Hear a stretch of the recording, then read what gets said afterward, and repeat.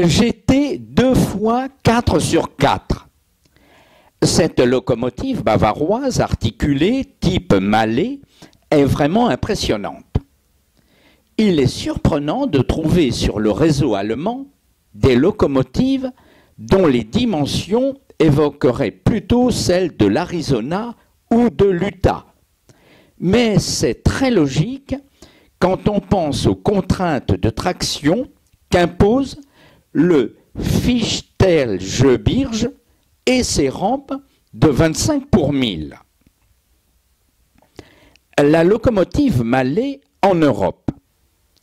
La locomotive Mallet, inventée par l'ingénieur français d'origine suisse, Anatole Mallet, utilise la juxtaposition de deux trains moteurs comprenant chacun de 2 à 4 essieux. Le premier train est articulé avec jeu latéral et mouvement de pivotement.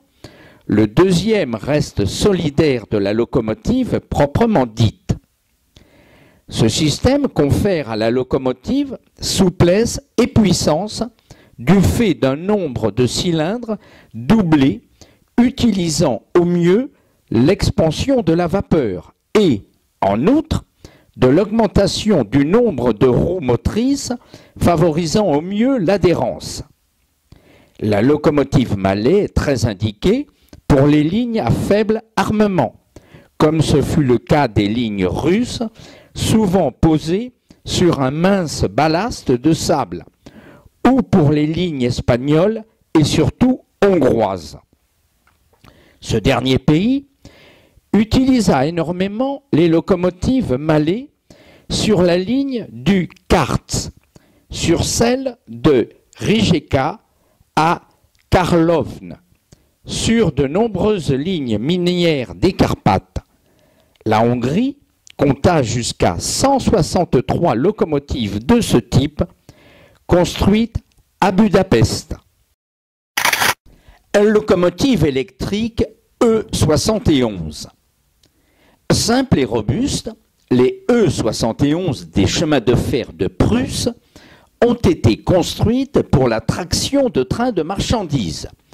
De forme particulière, ces locomotives électriques vont rester un peu plus de 40 ans en service, y compris pour la toute jeune DB. Les E71, pas de service en RDA.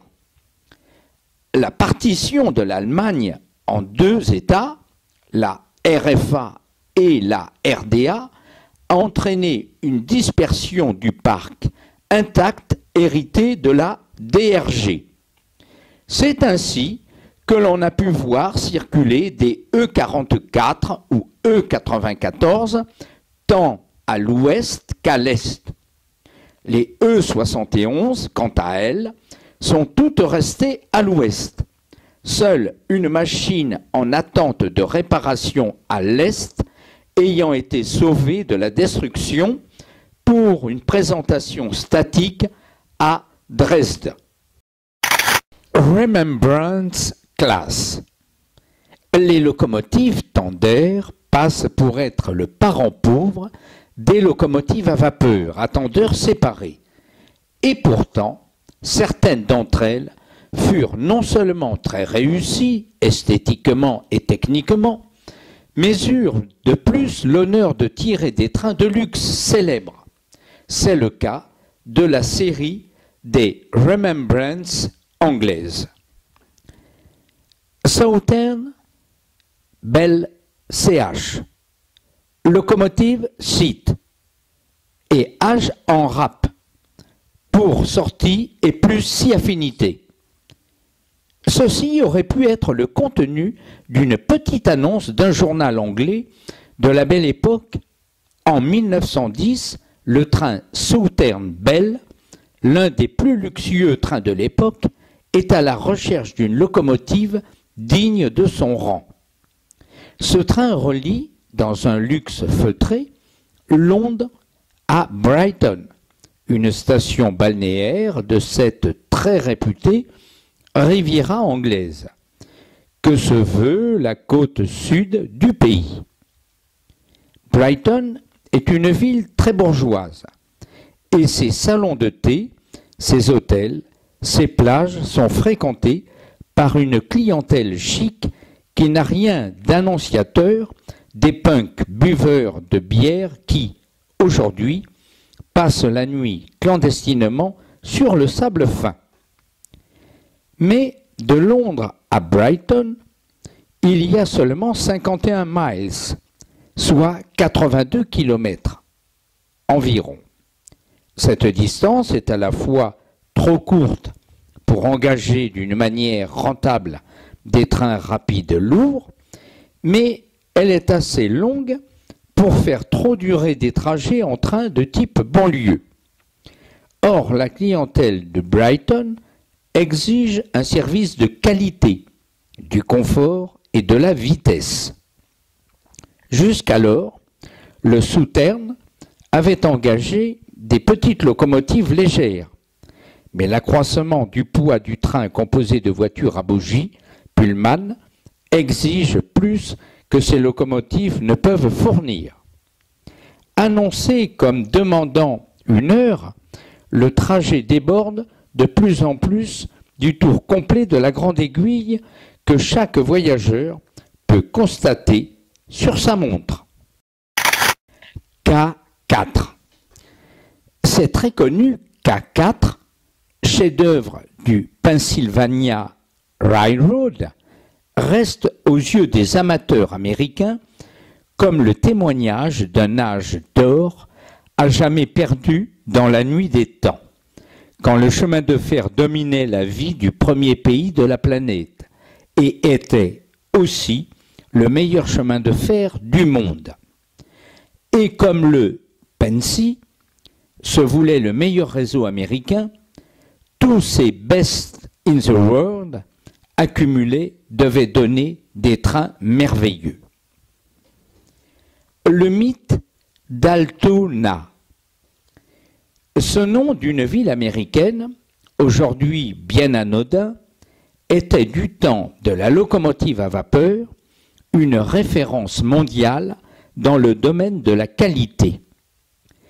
Le Pennsylvania RR y avait ses ateliers et surtout y avait installé un banc d'essai.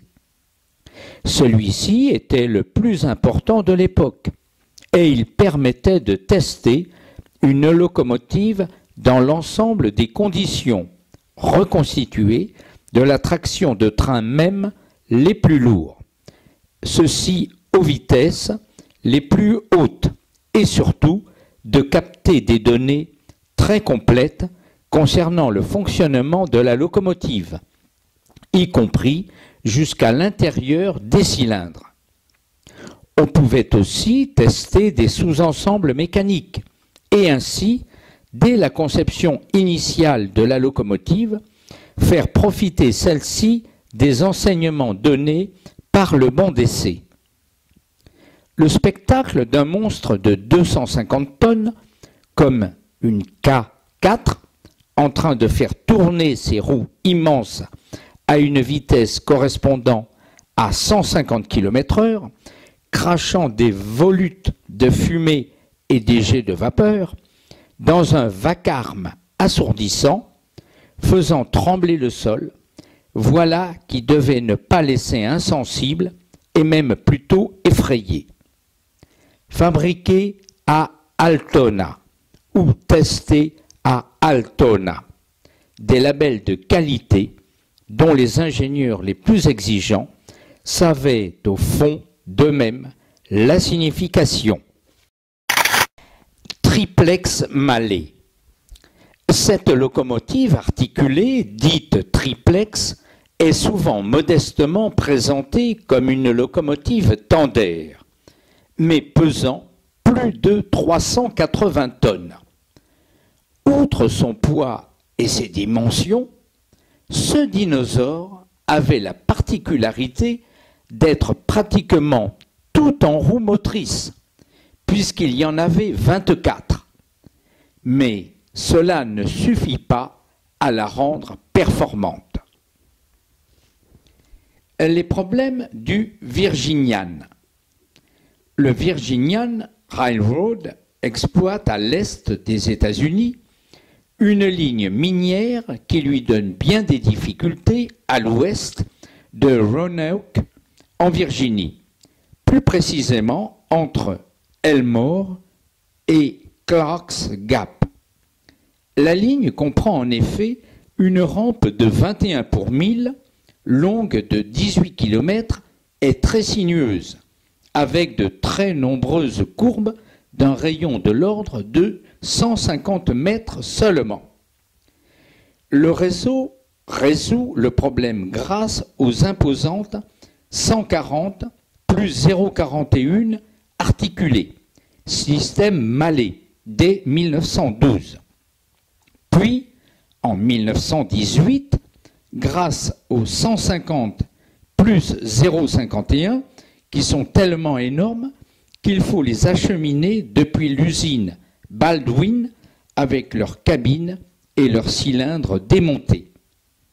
Ces machines sont capables, lors d'essais, de remorquer un train de 2400 mètres de long, pesant 15 500 tonnes, soit un record mondial à l'époque.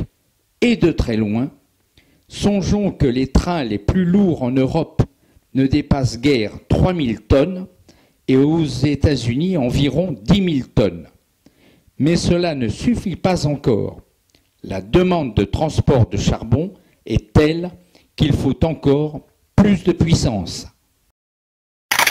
G12. Cette locomotive est une des plus connues du type 150 et elle deviendra, pour les réseaux allemands puis européens, le type même de la locomotive pour train de marchandises lourd. Un destin tourmenté la mènera bien loin de son sol natal, car elle est née pendant la Première Guerre mondiale. Fille de la guerre et de la standardisation. Vers la fin de la Grande Guerre, l'Allemagne souffre de plus en plus du blocus et doit faire face à une forte demande de transport interne. La diversité des caractéristiques techniques des différents réseaux allemands est telle qu'il est pratiquement impossible d'organiser d'une manière cohérente les transports nationaux dont le pays a besoin pour son effort de guerre. Les représentants des différents réseaux des Länder allemands se réunissent donc et définissent un type de locomotive commun. C'est notre G12, mais surtout, c'est la première locomotive standard allemande, précédant le grand effort d'unification de 1925. C'est donc autour de la G12 que l'Allemagne se construit. BE 4/6 Saint-Gothard. Cette fameuse ligne du Saint-Gothard donne réellement à la Suisse son rôle de carrefour de l'Europe. C'est bien le trafic marchandises et voyageurs de tout un continent qui passe sur ces rampes sévères. Il faut alors mettre les grands moyens, incessamment, et l'électrification est indispensable dès que cette nouvelle technique est au point. En 1919, les BE 4/6 entrent en scène et restent inoubliables. Les enjeux du Saint-Gothard. La Suisse, dès la création de son réseau ferré, voit transiter de lourds trains de marchandises quotidiennement provenant de l'Europe entière. Et sur la ligne du Saint-Gothard, ouverte en 1883, les rampes de 27 pour 1000 sont affrontées par des trains de marchandises très lourds, demandant alors la double traction en vapeur, mais circulant à 30 ou 40 km/h au plus, ce qui engorge la ligne. Durant la Première Guerre mondiale, en dépit de sa neutralité, la Suisse découvre les inconvénients posés par un mode de traction dépendant entièrement d'un charbon importé.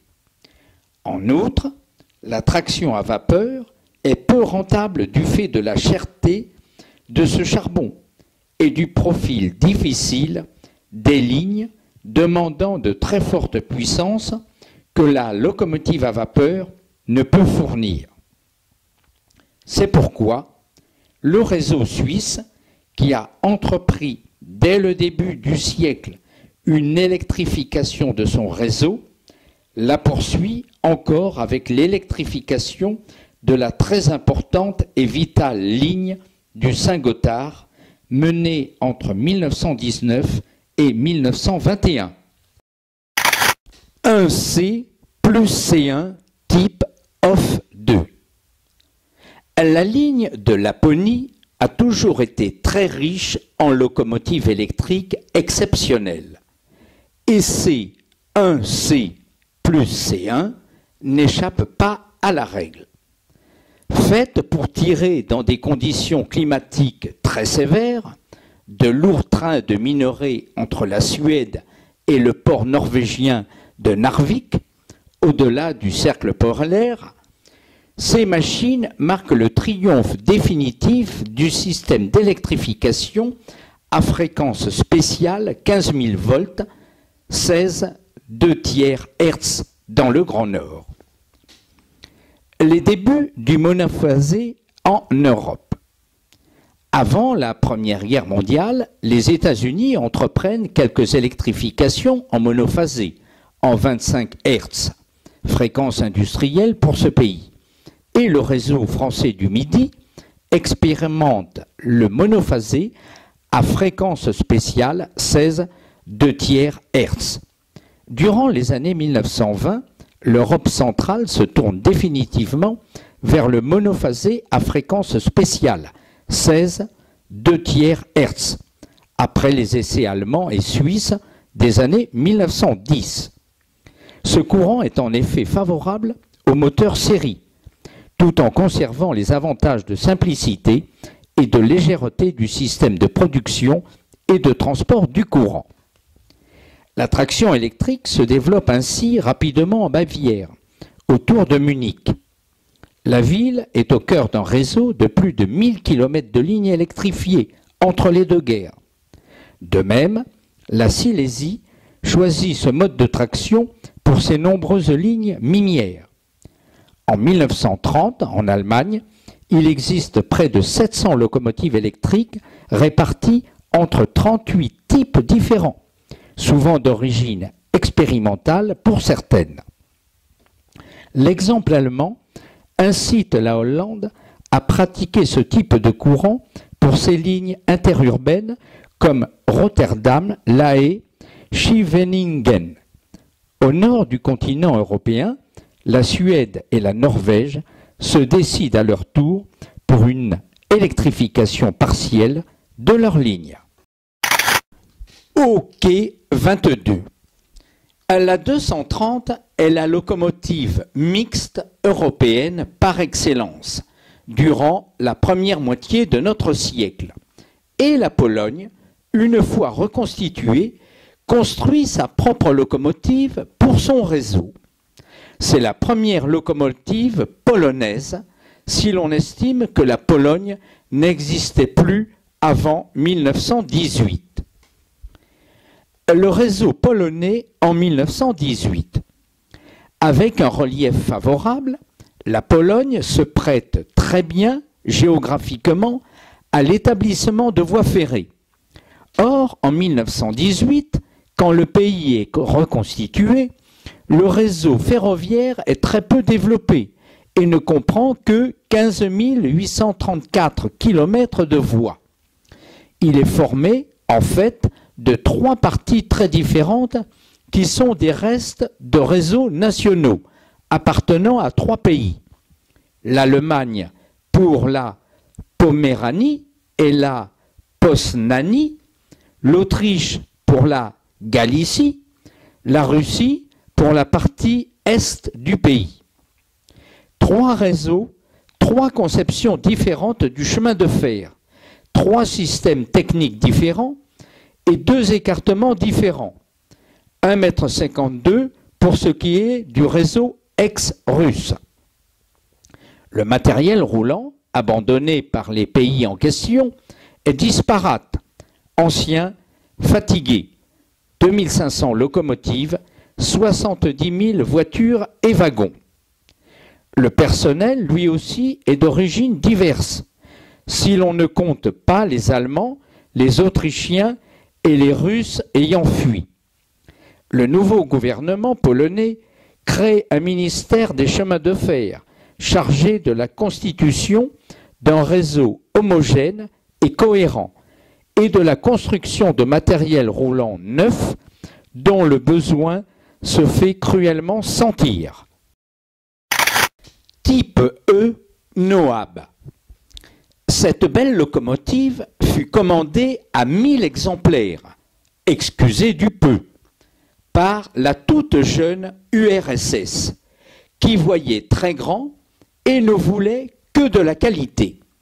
C'est pourquoi, tout préjugé marxiste provisoirement mis à part, elle s'adressa à l'industrie suédoise, qui put en fournir 300, le reste étant réparti entre pas moins de 19 firmes allemandes. La locomotive fut une réussite. Les théories du professeur Lomonosov. Une fois la révolution bolchevique terminée, le gouvernement de la toute jeune Union soviétique se met au travail et, pour l'industrialisation du pays, comme pour sa reconstruction du fait des destructions, donne au chemin de fer un rôle de tout premier plan. La priorité en matière de transport ferroviaire est accordée à celle des matières premières et des produits sidérurgiques. Il faut un parc très important de locomotives puissantes pour trains lents et lourds, et le type 050 à 5 essieux-moteurs est choisi. Faisant appel au meilleur de ses cerveaux, le gouvernement demande au bien connu professeur Lomonosov de définir la locomotive remplissant un cahier des charges très dur. Fiabilité totale, faible coût de revient notamment dans la maintenance, grande puissance de traction. Se souvenant de l'expérience de l'industrie de l'armement faite pendant la Révolution et la guerre, Lomonosov conçoit cette locomotive exactement comme une arme lourde. Elle est composée de pièces usinées avec précision et de très haute qualité. Mais surtout, ces pièces sont rigoureusement interchangeables, exactement comme Ford avec la T. Lomonosov introduit ce que l'on appellera plus tard la standardisation. Les pièces de rechange sont faites avec une telle précision qu'elles peuvent immédiatement se monter sur toute locomotive de la série, sans travail d'ajustage ni essai. Le gain en matière de maintenance, donc de coût d'exploitation, est considérable. Castle du Great Western Railway. Les castles du réseau anglais Great Western Railway doivent quelque chose à une Elegant French Lady, une locomotive type Nord venue démontrer sur le réseau les bienfaits du compoundage. Nommée la France, cette compound n'a pas de descendance directe sous cette forme.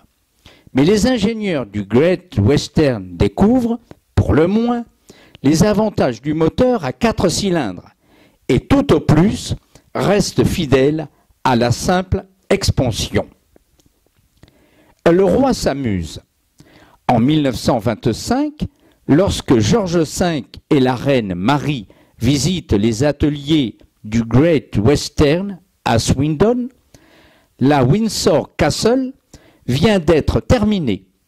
Le hasard ou la planification fait bien les choses et le roi monte à bord de la locomotive portant le nom du château royal et la conduit des ateliers jusqu'à la gare, soit sur quelques centaines de mètres seulement. La compagnie ne prend pas plus de risques. Une plaque commémorative apposée sur la locomotive rappelle ce haut fait royal. Quand le roi meurt en 1952, sa locomotive est en réparation et pour tirer le train funéraire, les administratifs des British Railways transfèrent plaques et numéros sur une autre locomotive disponible. Mais les amateurs pointus dévoilent la supercherie et en avertissent la presse anglaise qui, au nom d'une grande tradition journalistique bien britannique, étale cet acte parfaitement shocking. Sentinelle. Au lendemain de la Première Guerre mondiale, la situation des chemins de fer est très précaire. Au Royaume-Uni, comme partout ailleurs, les compagnies cherchent une solution économique pour maintenir un service voyageur minimal sur des petites lignes qu'elles s'apprêtent à fermer tôt ou tard. L'autorail est une solution. Et comme le moteur diesel n'existe pas encore, c'est le moteur à vapeur qui est retenu. Un semi-remorque ferroviaire. La conception des autorails Sentinelle est très astucieuse. Il s'agit en fait d'un véhicule semi-remorque à la manière des camions actuels, comprenant un tracteur à 2 essieux muni de son moteur et d'une remorque qui prend appui sur le tracteur d'une part et sur ses propres roues d'autre part, qui sont un bogie disposé à l'extrémité opposée. Cette conception permettait, pensait-on, de faciliter les opérations d'entretien par séparation rapide du tracteur de la remorque, mais elle ne fut pas retenue pour toute la série. Alco Westinghouse 1D1. Circulant obligatoirement par groupe de 3, ces locomotives donnent, au milieu des années 1920, un spectacle inoubliable de quelques 580 tonnes de lourdes ferrailles se déhanchant, toutes bielles dehors, sur les inégales voies de la ligne de Roanoke du Virginian RR. Mais à l'intérieur des caisses copieusement rivetées, il y a d'autres originalités, comme un convertisseur monotriphasé et un moteur de traction unique. La vapeur n'en peut plus. Le Virginian a un problème. La traction des trains très lourds sur la ligne de 214 km reliant Mullens à Princeton et à Roanoke, dans l'ouest de la Virginie. En effet, sur la ligne entre Elmore et Clarks Gap, exactement, se trouve une rampe de 21 pour 1000, longue de 18 km et très sinueuse avec de très nombreuses courbes d'un rayon de l'ordre de 150 mètres seulement. Le réseau commande les locomotives les plus puissantes du monde, dont une célèbre triplex Mallet à 3 trucks moteurs de 4 essieux ou des Mallet 150 plus 0,51 capables de remorquer en double traction et avec pousse en queue des trains de plus de 2000 mètres de long, pesant plus de 5000 tonnes. Ceci à 10 km/h. Mais la demande de charbon est telle qu'il faut encore plus de puissance pour remorquer des trains encore plus lourds. Le Virginian essaie alors la traction électrique qui, seule, d'après les ingénieurs de l'époque, peut relever le défi.